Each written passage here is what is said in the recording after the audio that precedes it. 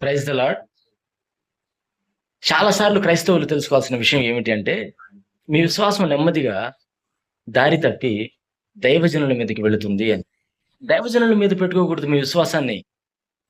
అందుకే ఒక్కోసారి నేను వాక్యాన్ని బోధించినప్పుడు ప్రార్థన చేయమని కొంతమంది నా దగ్గరికొస్తే, ప్రార్థన కూడా చేయకుండా వెళ్ళిపోతూ ఉంటాను. వాళ్ళతో నేను చెప్పే సమాధానం ఏమిటో తెలుసా? మీ ప్రార్థన విన్నపాన్ని నాకు తెలియపరిస్తే, ఒక చిట్టి మీద రాసిస్తే, అది నా వ్యక్తిగత ప్రార్థనలో మీ గురించి దేవునికి నేను విజ్ఞాపన చేస్తాను అంటాను. అంతేగాని నేను చేయి వేసి వారికి ప్రార్థన చేయడం వలన ఏమి కలగదండి.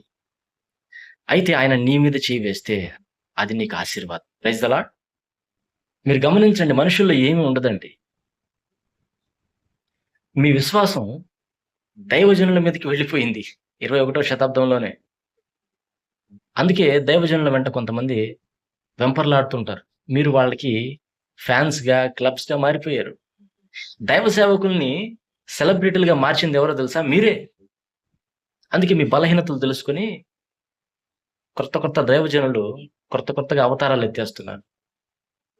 దేవుణ్ణి మీరు అసలు సత్కరిస్తారో లేదో నాకు తెలీదు గానీ, స్టేజీల మీద దైవజనుల్ని మాత్రం చాలా గ్రాండ్‌గా సత్కరిస్తారని పేరు కూడా ఉంటుంది మీకు. కాదంటారా? ఇంకో మాట చెప్పనా?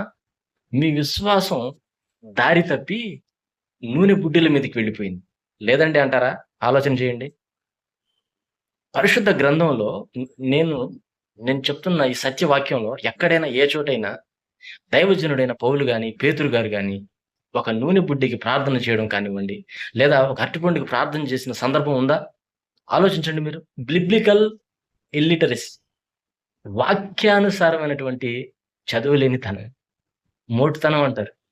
దానివల్ల ఇదంతా జరుగుతుంది. గ్రహిస్తున్నావా? నిజమైన క్రైస్తవులు సత్యాన్ని, దేవుని వాక్యాన్ని ఎత్తిపట్టి ఉన్నది ఉన్నట్లుగా చదివితే, ఇటువంటి వాళ్ళు మూటాముల్లి సర్దుకొని పరుగో పరుగు.